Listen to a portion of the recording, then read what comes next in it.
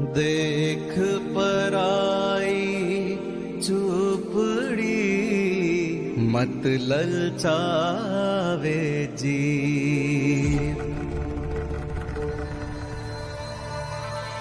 अच्छा, तो तुम दोनों यहाँ छुपे हो, काम चोरों हो, खड़े हो जाओ, काम करो। साहब अब वापस काम नहीं करना साहब, वापस काम नहीं करना। काम नहीं करना तो मरो। साहब मारो, साहब हम मारो, साहब मारो, साहब मारो, साहब मारो।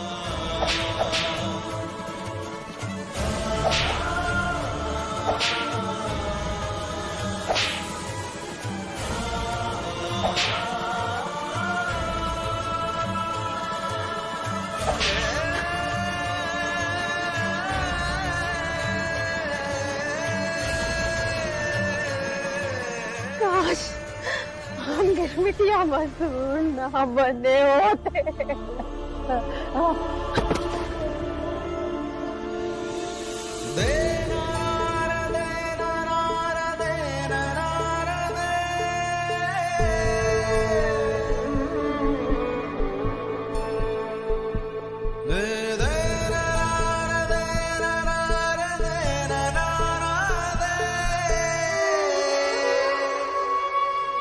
माया मुई न मनुआ मरी मरी गया शरीर। आशा तृष्णा न मुई यो कह गए कबीर, यो कह गए कबीर। तारा दे रे रा दे रा दे रा, तारा दे रे रा दे रा दे रा।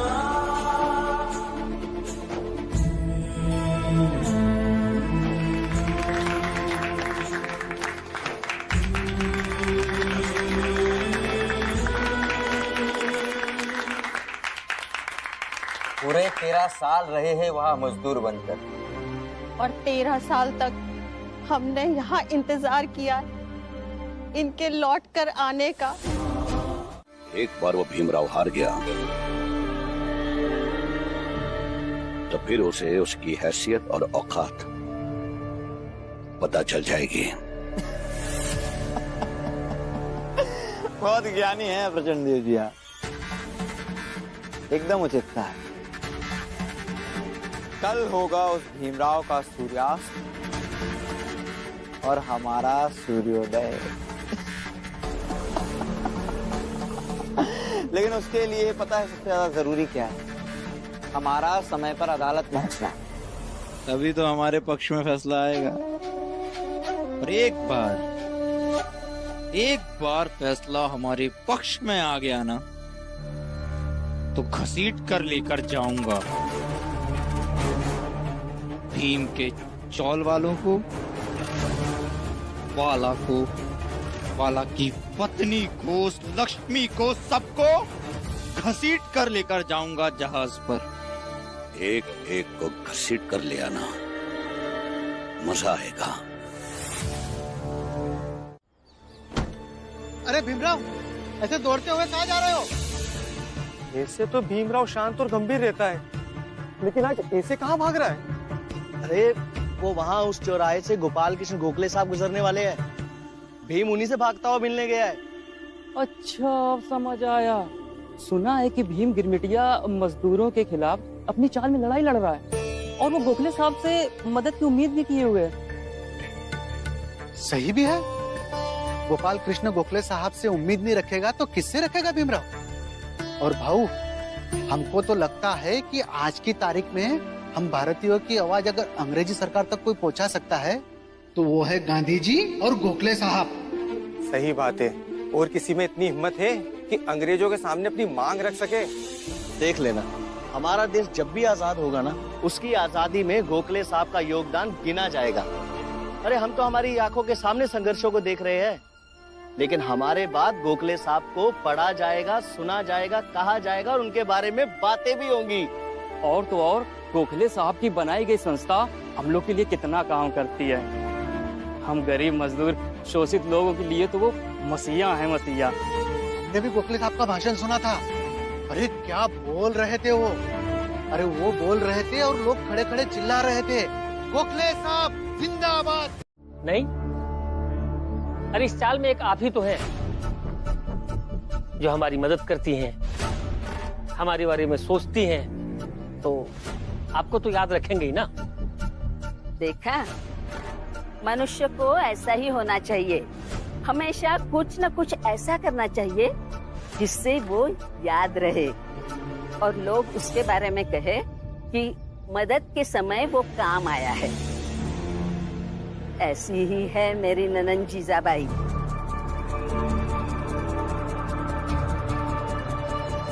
पर आपका लाडला भीम तो ऐसा नहीं। सगुना बाई, शांत रहिए। आपको देखकर और आपकी बातें सुनकर लग रहा है कि आपके पाप का घड़ा भर रहा है। अगर ऐसा होता तो आपके पाप का घड़ा कब का भरकर फूट गया होता। बहुत दिनों से पाप कर रही है।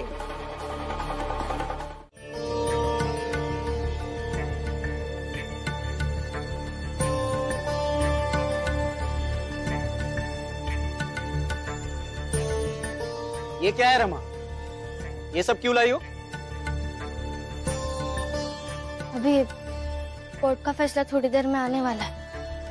अगर आप सब आज विदेश के लिए रवाना हो जाएंगे तो आप सब पर ये फूल फेंक कर आप सबको शुभकामनाएं दूंगी।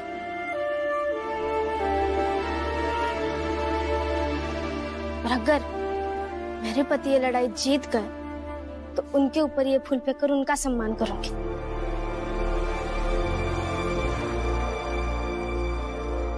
ये पति पत्नी कभी नहीं सुधरेंगे। कमाते कौड़ी नहीं है, लेकिन बर्बाद करने के तरीके हजार हैं इनके पास। जीजाबाई, थोड़ा शांत रहो। अच्छा है रमा, जो चीज हम यहाँ रहते नहीं देख पाए वो जाते जाते देख लेंगे। ये केस भीम हारेगा और तुम भीम के सामने हम पर फूल फेंकोगे। तब ये हार भीम के लिए बहुत बड़ी हो जाएगी। उसके बाद हम शान से भीम के सामने जाएंगे।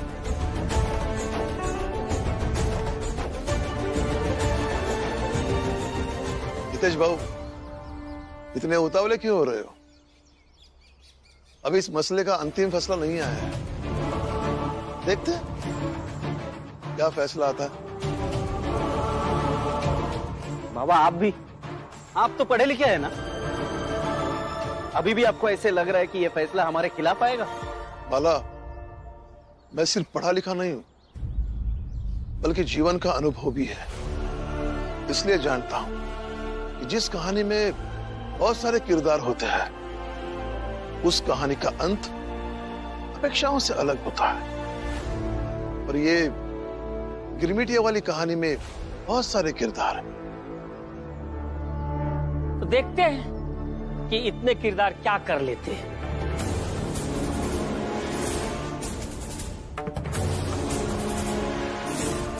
अरे जोखू, क्या लगा रखा है तुम दोनों पति पत्नी ने? कभी नौटंकी करते हो, अब क्या जादू का कार्यक्रम करवाना है? हाँ मूर्ख। देखिए, आप लोग ये मत सोचिए कि मेरे पति भीमराव अंबेडकर ने आपसे कुछ कहा है। और ना ही ये मसला किसी के हार जीत का है। अगर आप सब लोग यहाँ रहोगे तभी तो लड़ेंगे झगड़ेंगे। आप लोग भीम की हर बात को रोकेंगे। अगर आप लोग यहाँ रहोगे ही नहीं तो क्या लड़ना, क्या झगड़ना और क्या रोकना।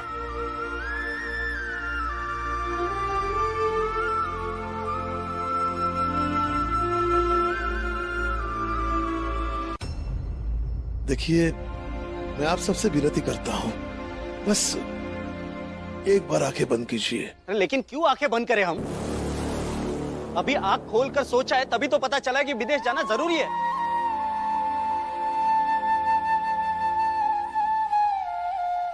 ले चलो मुझे, तुम पे काम कराते बहुत हंसते आई। ले चलो मुझे। कैसे लेके जाओ बेटा? 4 बार कोशिश कर चुकी हूँ लेकिन नहीं हो पा रहा है। कैसे भी करके मुझे ले चलो, नहीं तो मैं मर जाऊंगा। मुझे बम्बई जाना है। नहीं,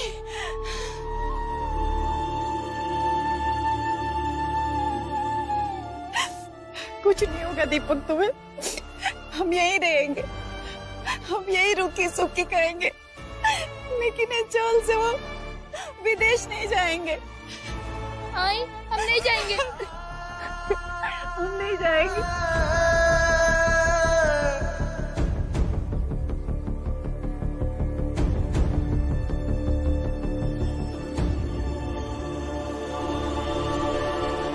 तो मैं भी नहीं जाऊंगा।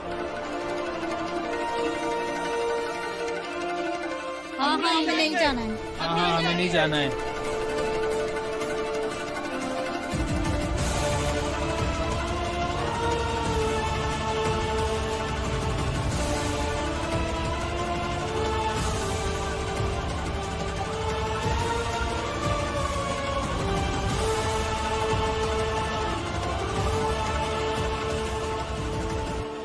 कोई चले या ना चले, हम तो जरूर चलेंगे। क्यों हितेश बाबू, चलिए अब। मैं भी नहीं जाऊंगा।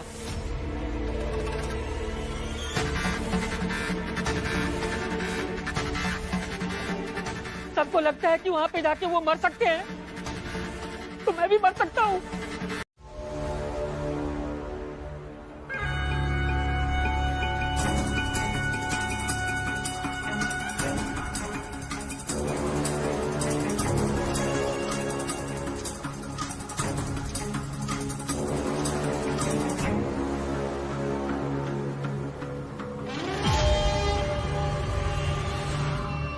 अभी ये क्या करने जा रहे हैं आप?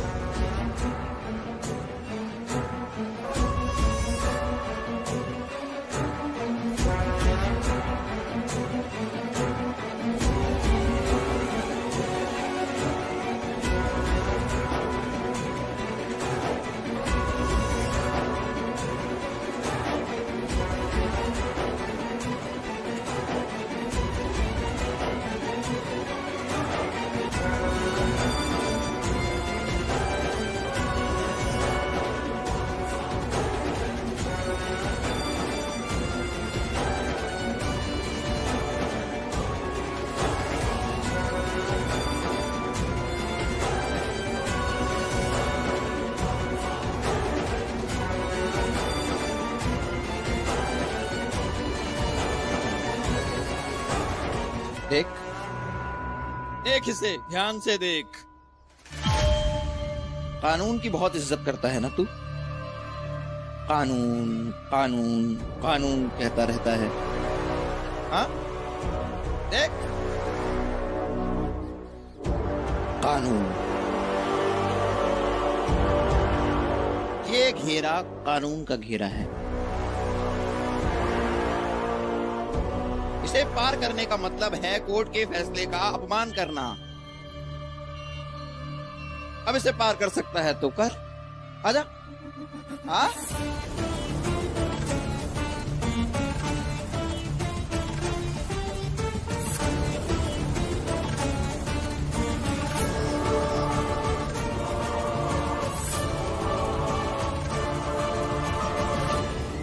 नरोत्तम, शाबाश। ये कानून का घेरा बनाकर तुमने बहुत अच्छा किया। भीमराव, अब देखते हैं कि तू इस कानून के घेरे में खड़ा रहकर कानून का पालन करता है या इस कानून के घेरे को तोड़कर कानून का उल्लंघन करता है।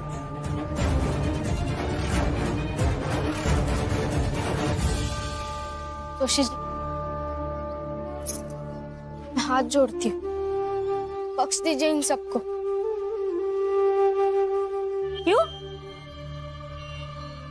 कोई बात क्यों समझ में नहीं आती? सारे चाल वालों को बात समझ में आ गई कि गिरमिटिया मजदूर बनना मतलब एक तरह की गुलामी है। फिर भी तुम विदेश जा रहे हो मजदूर बनने। क्यों?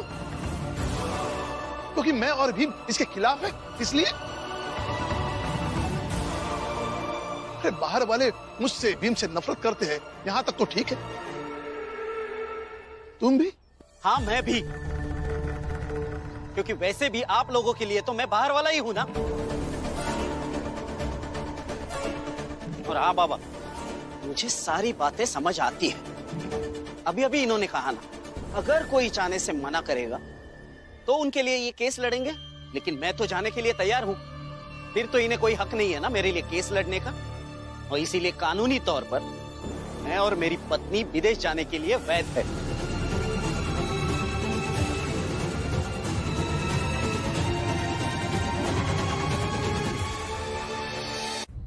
क्यों भीम, गलत कह रहा हूं मैं?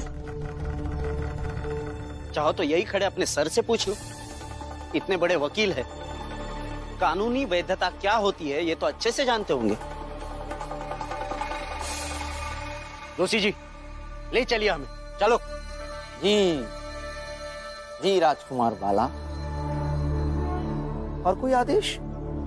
हाँ? सवार वही चुपचाप खड़ा रहे। फालतू की नौटंकी लगा रखी है तुम लोगों ने। अरे कुछ नहीं हो सकता तुम लोगों का, कुछ नहीं हो सकता, क्योंकि अपनी स्थिति सुधारने के लिए साहस से कदम उठाने होते हैं। लेकिन तुम लोग डरपोक हो, बुद्धर हो तुम सब।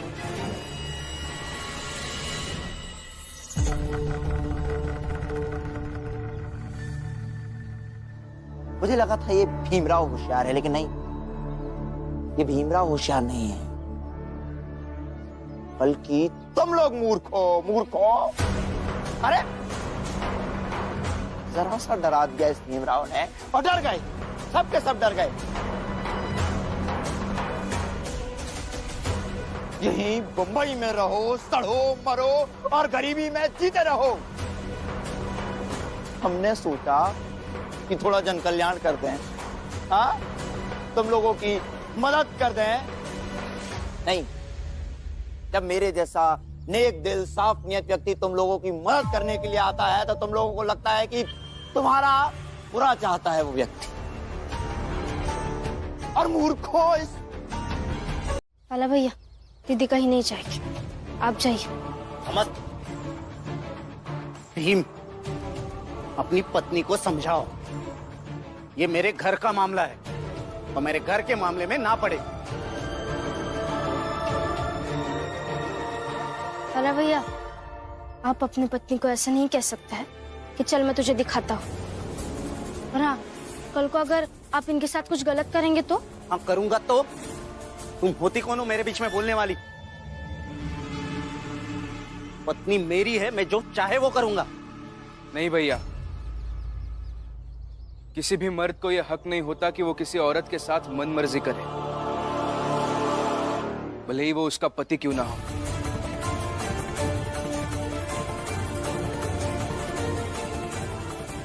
लेकिन मुझे है, मैं जो चाहूंगा वो करूंगा।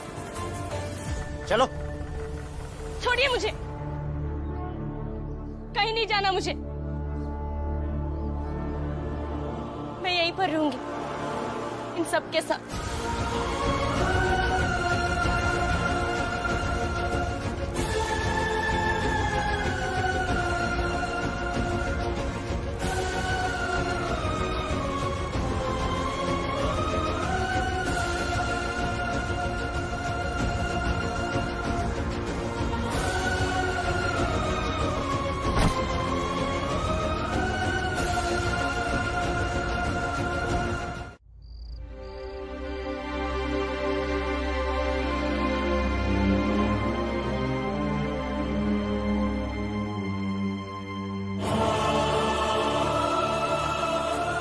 देख इसे ध्यान से देख, ये घेरा कानून का घेरा,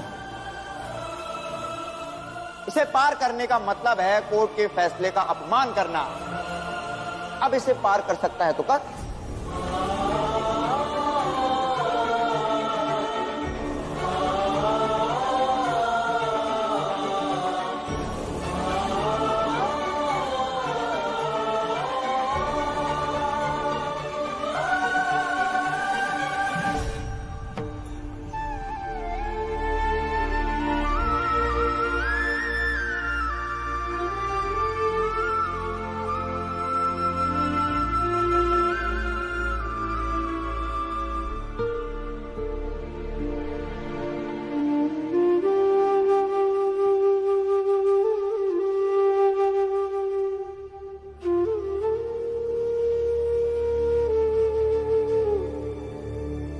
भीम बेटा,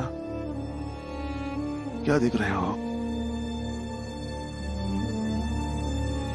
बाबा, सुबह जब मैं इस गोले के अंदर खड़ा था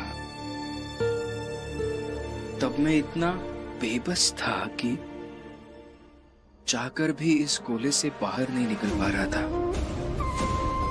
वैसे तो मैं एक कदम आगे बढ़ा था और ये सीमा टूट जाती, मगर नहीं कर पाया। बल्कि अच्छा लगा ये देख के कि इस घर में गलती करने के बाद सजा देने की प्रथा है।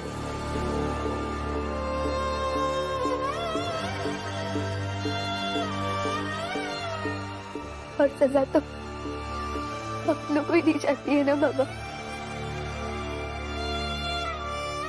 आपकी सजा मुझे ससम्मान स्वीकार है।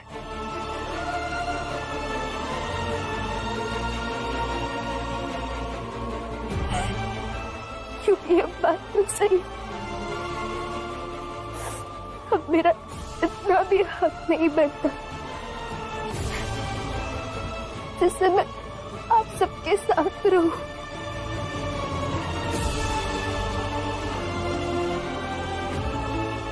साथ रहने की तो पहली शर्त यही होती है, एक दूसरे पर विश्वास रखा जाए। और मैंने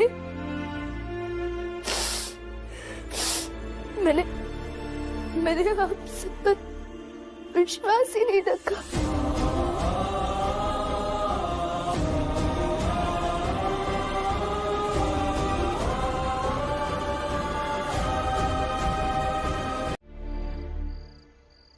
दीदी, अब शांत हो जाइए, रोइए मत। जब सब कुछ बुरा हो ना तो नए सिरे से एक नई लड़ाई शुरू कर लेनी चाहिए, जो आपने की है। पता है दीदी, कई बार ना साथ में रहकर एक दूसरे का महत्व समझ में नहीं आता है, दूर जाने पर समझ में आ जाता है। क्या पता आपके दूर जाने से बाला भैया को समझ में आ जाए कि उनके जीवन में आपका क्या महत्व है। इसलिए रोइए मत। और हम सब एक परिवार है ना, और एक परिवार तो साथ में रहता है, तो आप यहाँ अकेले क्यों बैठी है?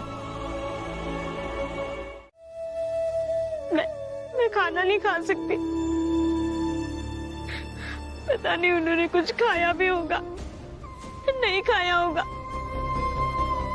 रमा, मैं तो उनकी पत्नी हूँ, उसे गुस्सा हो सकती हूँ, उसे दुखी हो सकती हूँ, पर उससे प्यार तो कम नहीं हो सकता ना, उनकी फिक्र तो कम नहीं हो सकती ना। तो फिर मैं खाना कैसे खा लूं? मैं नहीं खाऊंगी, तुम दोनों जाओ, मैं नहीं खाऊंगी।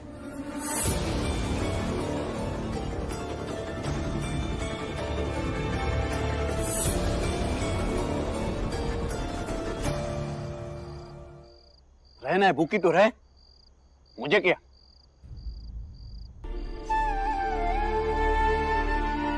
लेकिन वो तो ये सोचकर परेशान होगी कि मैंने खाना खाया है नहीं, और इस वजह से भूखी रहेगी।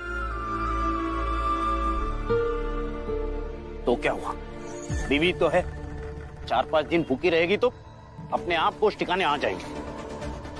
मैं तो खाऊंगा, मैं क्यों नहीं खाऊं? दीदी आप पहले तो शांत हो जाइए, रोइए मत, और अब चलिए ना, खाना खा लीजिए। देखिए दीदी, अगर आप खाना नहीं खाएंगे ना तो हम दोनों भी नहीं खाएंगे, और घर में कोई भी नहीं खाएगा। चलिए ना दीदी। बाहर आओ।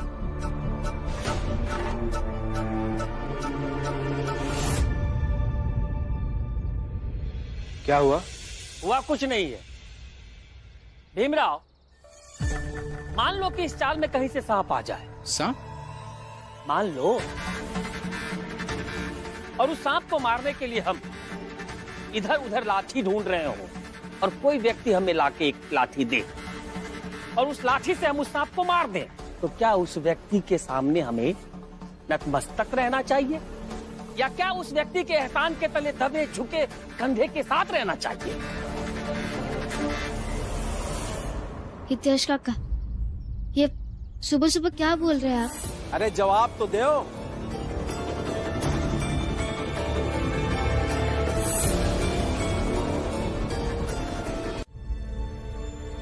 बोलो, चुप काहे हो? नहीं, उस व्यक्ति ने सिर्फ लाठी ला कर दी है ना।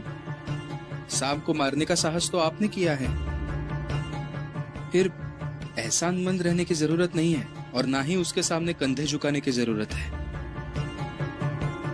हाँ तो बस यह समझावे चाह रहे थे कि हम लोगन का गिरमिटिया मजूर बनने से रोक के अपने आप का बहुत महान आदमी ना समझ लेना, और अपने एहसान तले हम लोगन का दबावे के बारे में तो सोचना भी मत।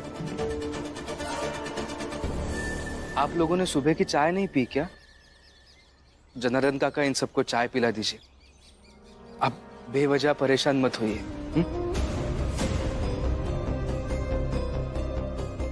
सही है, अच्छे से समझा दिया। अब ये भीमराव ज्यादा उड़ेगा नहीं।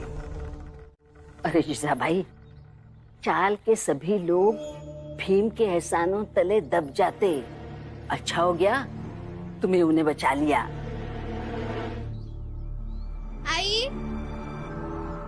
आई, आज सब्जी क्या बना दूं? जल्दी खाना बना रही है? जल्दी जल्दी खाना बनाकर कोकण जाओगी? जी, इधर आओ, आओ इधर आओ। देखो, अगर तुम मेरा साथ दोगी तो मैं तुम्हें कोकण जाने से रोक सकती हूँ। तुम हो अभी बच्ची, अल्लड़ हो, नादान हो, सिर्फ घरेलू राजनीति नहीं समझ पाओगे तुम। ये तो मौका ही ढूंढ रहे हैं तुम्हें यहाँ से भगाने का। पता है क्यों? देखो, ये भी नहीं समझती। अरे आनंद बीमार है ना, उसके इलाज के लिए पैसे लगेंगे, और फिर कितने दिनों तक कोई तुम्हें पैसे देते रहेगा? हाँ, आया समझ में? इसलिए जल्द से जल्द तुम्हें कोकण भेजना चाहते हैं सब। लेकिन तुम अगर पहले की तरह कह दो कि मैं आई के साथ हूँ, तो मैं रोक सकती हूँ तुम्हें कोकण जाने से।